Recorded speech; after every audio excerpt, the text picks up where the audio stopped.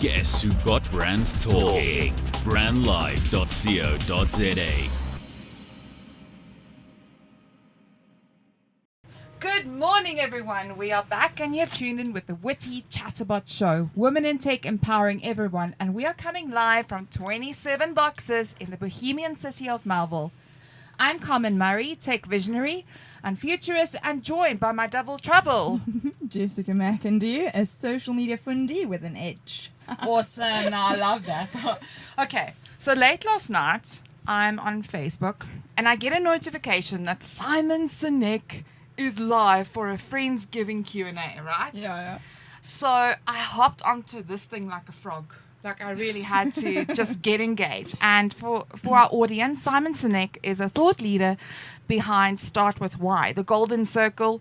Google if you're not familiar with it. It's truly amazing, and it's Start With Why inspires people to do things that inspire them. Anyway, so here I'm engaging for over an hour trying to get him to answer my blooming questions, and I was like, am I that bad? Like, why is he not answering one of my questions? But anyway, it for me was quite a moment, because we actually have a lady in the house today that's all about why. And Taryn Smuts is our guest today, and she is a living example of living her why. And welcome, Taryn. So awesome to have you here with us. Thank you. Thank you so much for having me. Yay. So let me tell you how we met. So we had this evening, like an intimate evening with Jenna Clifford, and we met and we had to tell our stories and so forth. And Taryn was there, and I was listening to her, and It was Jenna. love at first sight. I was love at first sight. I was like, oh my God. They were talking about the history of women and such powerful stuff. And I thought to myself, I need to dig into these thoughts. It's really thought-provoking, but also I think it really opens up a whole new world that you didn't realize was there. But anyway, you're going to take us through this journey today. And I think it's important that people also realize that the WITTEE Chatterbot show is, we as women in tech want to empower you on all topics, on everything that's relevant. It's not just about tech and about marketing, but giving you a view from other people's perspectives. And I think it's important also to realize that today is one of those days where we really want to give you something different to think about. Okay, so So just for everyone out there, Taryn is a feminist entrepreneur and professional speaker for gender equality and women's empowerment. Her life's work is dedicated to educating and empowering women, where she helps organizations balance their gender profile and embrace the feminine to survive the 21st century. She is the director and founder of two organizations, MBA Yogini, I said that right.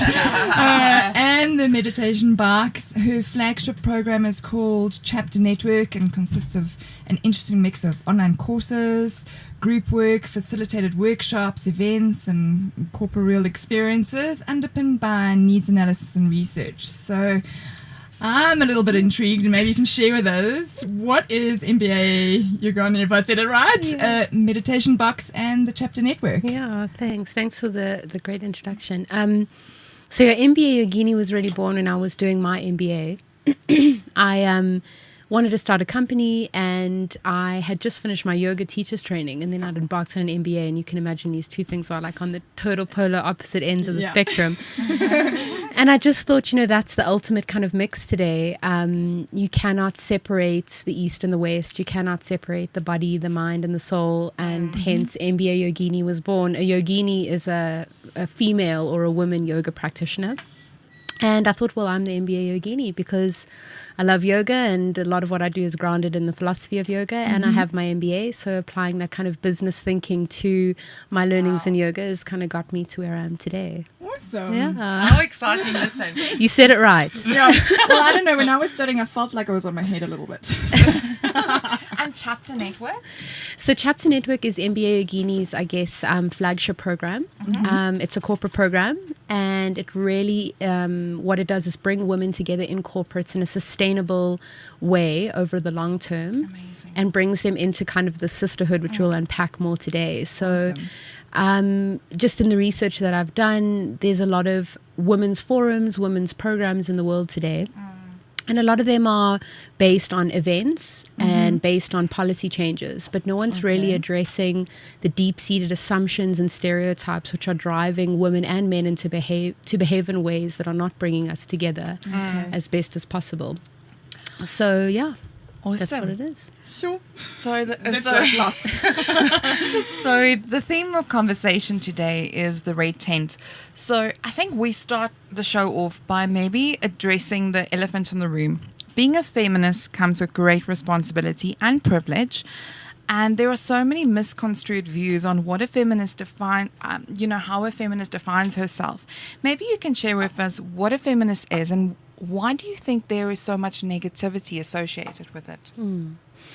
So when I present to big exco teams, often there's one or two women in the room and then there's a lot of white guys with blue shirts. And when I stand up there, they kind of look at me and gulp and go, oh goodness, what are we in for? And what I do is I play them quite an evocative video of these women dancing to Who Rules the World Girls. And it's those stomping girls, so it's quite an aggressive video, dark colors, women screaming. And then I put up this big image and it goes, feminism. And I say, what does this word invoke for you? What do you think? What do you feel? And often they'll say bra burning, angry women, man hating. No, we need that support.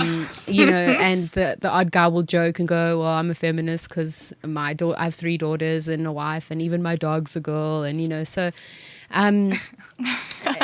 So I guess the way to answer that question is to say what feminism isn't.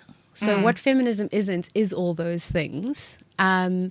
But also a little bit of those things, because feminism has gone through its own historic journey. So there actually are 5 waves of feminism. Yeah. Okay. And this goes back 200 years. So kind of late 1700s.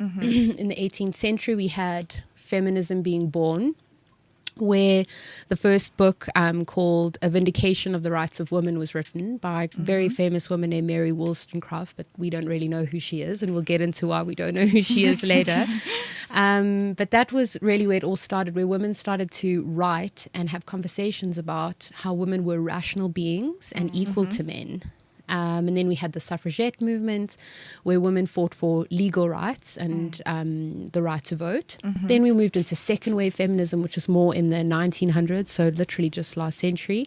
And that was really about, okay, we've got legal issues sorted, but can we dive into maybe the more subtle things? So what are we not addressing? What is the subconscious saying about women? What are the assumptions and the cultural norms that we need to break? And it's kind of moved on to fifth wave feminism, which is where we are today, which is a huge social media and online movement where feminism is really defined by politics, social movements, and then spirituality. So what does it mean to embrace the feminine and the masculine, and putting those two together? What does that mean for the world? So the definition of feminism is equality for men and women, all beings, and not just equality at face value, but social, economic, and political freedom. So basically, you should be able to walk in the street. You should have the ability and the freedom and rights to earn money, vote for who you want to vote for, and wear what you want to wear. And have a driver's license. Amen. And own some property. And own some property, for sure. And have rights to your kids. Exactly. Just the basics. I think Jenna mentioned this, and you mentioned it, and mentioned it to me as well. We're moving into the matriarch era, and I had a chat with a girlfriend of mine. We spoke about the role of women in a modern society, and we had very, very different views on this. One of the discussion points was around the fact that men was created to provide for us, and it's their responsibility, and I don't agree with that. I think equality is a beautiful thing, and working hand in hand towards a common goal is something that we need to strive for. What are your views on this?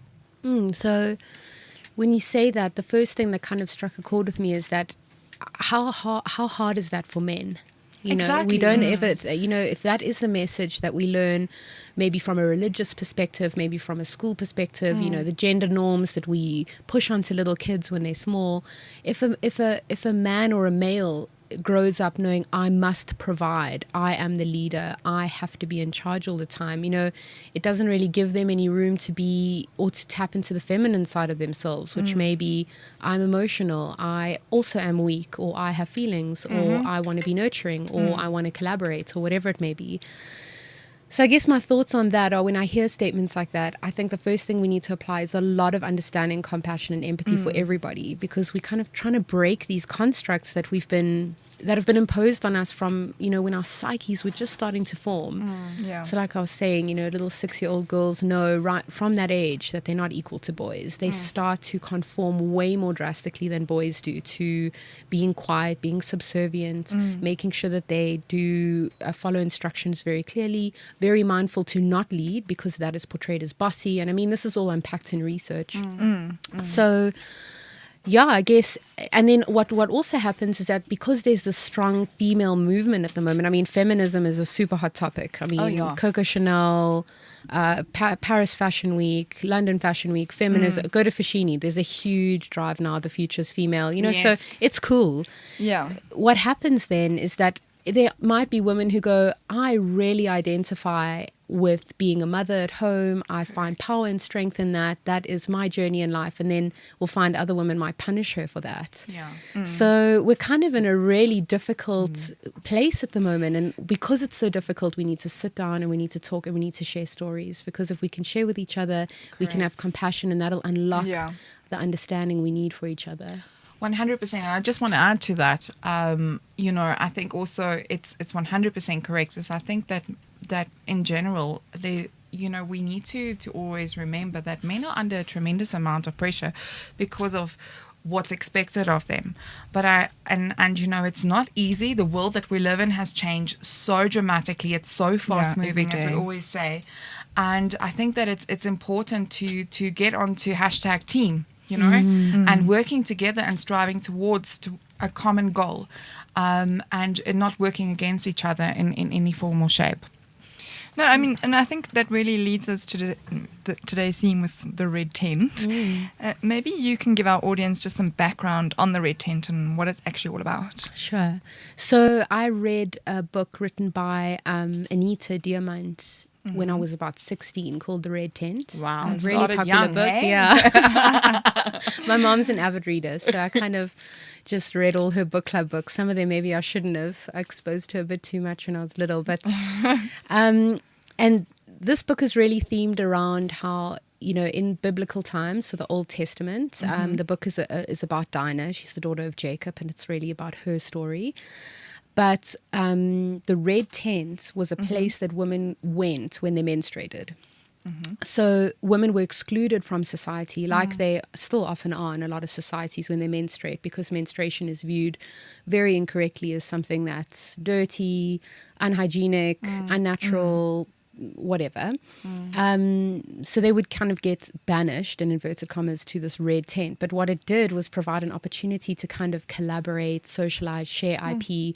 And these women would come together for, 5 to 7 to 10 days and, impart wisdom with each other. Love it. So the thing that's actually Carmen, and Carmen's been inspiring me so much because she is such an inspiration, and so are you, Jessica. But this idea of the red tent is how do we reform that sisterhood, because it's kind of been destroyed and abolished over time because we've become more modern. Women have had to, in order to survive, we need dual income households. Women have had to kind of tap into the patriarchal system and go, I need to make this work for me. And what that's done, and I'm speaking in very broad terms, is kind of eroded that time, space, and private place for women to come together as women, impart wisdom, and kind of go back out into the world with that wisdom. So we've lost a lot of that IP. So from a technical perspective, it's how do we virtually recreate this red tent? We have all the tools at our disposal. We have the most connected world that we've ever had. And now's the time to bring that, bring us together to share those stories. And who's to say that it's only for women? That's really where we would just start. But bringing us under that safe red tent, where now's the time we come together, it's private, we're here to collaborate and to just share with each other. So yeah, that's it. Awesome.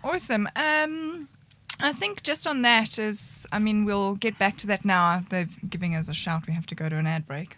I can't believe time has flown. Like I'm hanging on your lips. I want more. Oh, so you guys can hashtag WITTEE show and ask us a question, and we'll be back in a mo. Have you ever thought about the power of social media? Social media has the power to make your business grow. Grow! Yeah! Why don't you let us manage your social media? Because our business is to see your business grow. Visit us at www.bstownmedia.co.za. Making a bold statement yet blending into the surrounding suburbs of Melville, 27 Boxes is a realization of edgy design and practical implementation.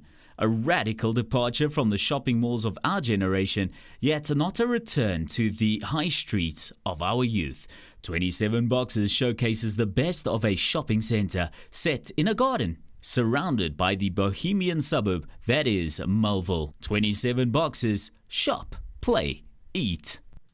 Welcome back to the hashtag WITTEE Chatterbots show. I'm Jessica McIndoe with Carmen Murray, learning more about sisterhood, the red tent, history of women with our guest, Terence Matz.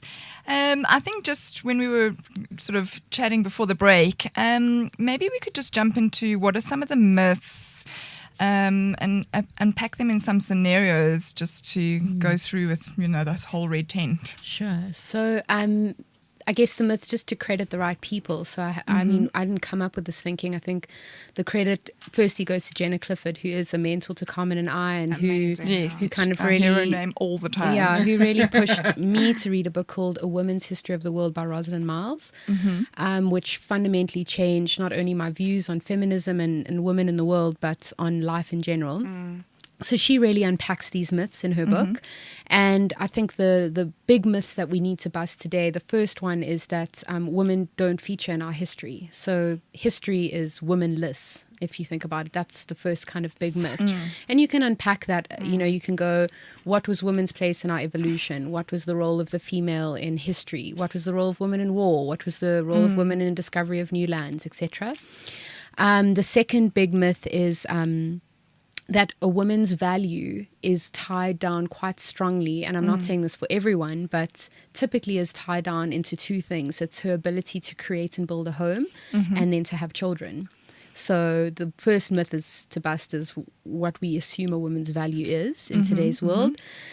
Then another big myth for me is that women's work is demeaning. And when I say women's work, there's a huge field of work which is classified as the work of women, which is kind of beneath, not only men these days, but kind of high-powered people. Yes. So that's another myth. And then I guess the big humdinger is that what man is, woman is not. That there's this binary relationship between the masculine and the feminine, and that women and men, or no matter what gender or sexual organs you have, you actually have a balance of masculinity and femininity in you, and that differs for each person. So those are the big myths that need busting. One thing I realized that nothing is what it seems, and we have to question our existence and make sense of it all to influence the future. In business, every strategy we conduct is based on the past behaviors, and we influence the future behavior by understanding the past. Now, many strategies fail because we don't understand the past. And I think that it's important for us not to be ignorant of the history of women and understand how we can solve problems of the future and stand together as sisters and helping each other along the way. But we have to understand the root of the problem before we can solve it. If we look, for example, at Weinstein, Cosby, Spacey, there's and the hashtag, what is it, Me Too, and there's just this huge cry out where it's no more, we're not going to stand for this anymore. And what is your particular views on women and questioning the history that we need to unpack? So I think what really inspires me, and to go back to quote Simon Sinek, culture will eat strategy for breakfast, and that ties directly into what you said. So you can have the greatest plans and understand all the theory and go, this is the best way to execute something, but unless you address the cultural elements, nothing is going to materialize in the way you need it to. So culturally, we need to address the deep-seated assumptions about women and their value in society today. And even I even find myself tripping up still today. I find myself, laughing at someone and going, "Oh, you such a girl," or saying something that is so derogatory and so demeaning, and just kind of feeds this beast that we're trying to tame and understand. So these movements are great, and when you ask me to define, what feminism is and what feminism isn't, there's a lot of people that put their hands up and go, I'm not a feminist, or they'll go, I don't want to offend anybody, but I think we need to become comfortable with being offended. We need to kind of get to a place where we go, okay, I'm going to take a deep breath, and I'm wrong, and I've been wrong for a long time. I'm not going to beat myself up about it, but I'm going to actually have a bit of compassion and go, I understand where I come from, hence the importance of retelling our history.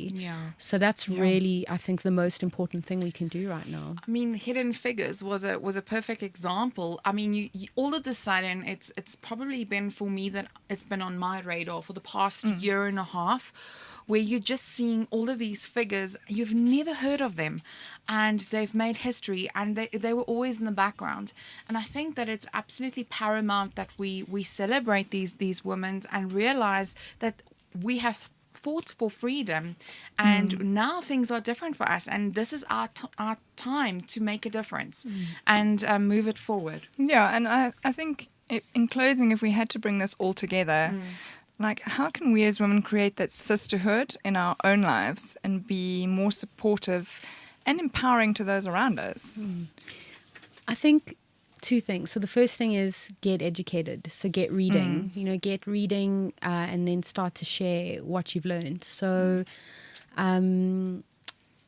these women in history, when you ask women who are your role models, who do you look up to, whether it's in your career or your private life, a lot of people will mention very strong male heroes through history, or they'll refer to their mother or someone in their family. No one is talking about the women in history that actually shaped the future that we live in today. So it's about reading about those women, sharing those stories, going wild on social media, posting pictures on Facebook, and be proud. I mean, that's correct. That's easy. Correct, because a lot of us don't know that, a lot of the civil wars, the times of Vasco da Gama, Columbus, there were many, many influential women during those times who shaped the way that things happened, whether they were good or bad. Yeah. But what happens is, as soon as we start to acknowledge those women, we can start to tap into and be more comfortable with power. Correct. Awesome. Now, I can't believe time has flown. It's time for us to move over to our 1 minute, 60-second game, where we're going to ask you 10 random questions. But before we do that, we need to get your contact details, because I'm sure a lot of people are going to want to ask you some questions. How can they reach you? So they can email me at Taryn, Taryn, at mbayogini.com. Can you spell that? MBAYOGINI.com. Okay. You can find me on Instagram at mbayogini. You can find me on Twitter at Taryn Smuts. So yeah. Fantastic. Awesome. Now, Jess, over to you. You're my favorite. The ticker is about to start. I'm scared. Okay. Are you ready? No. Okay. Cool. 3, 2, 1. Who would you like to live like for a day? Gloria Estefan. If you could time travel, where would you go? 1950. Okay. Would you rather be able to control fire or water? Water. What's the most courageous thing that you've ever done? Had a baby. If you could be anywhere else right now, where would it be? No, I'm happy with you two. Awesome. If you could change your name, what would your name be and why? Samantha. Okay. I don't know why. What piece of your body part would you not mind losing? My toes. What? Then you can't balance. What's the closest thing to real magic? Love. Oh, who's the messiest person you know? Myself. My sister. Okay. If you could know the absolute total truth to one question, what question would you ask? Why? Okay, cool. And that's it. You've answered all 10. That's never happened before. Yay! Never been done before. Well done. It was like, are you taking the time? Like, it's amazing. Well done, girl. Thanks. Here's to girl no. power. Yes, Hashtag girl power. No bra burning today. No, we need those bras. They're expensive, man. Why would I want to burn my bra? I know. Plus, it's very hot out there, so Anyway, guys, thank you so much for tuning into the WITTEE Chatterbot show. Hashtag us on WITTEE, WITTEE.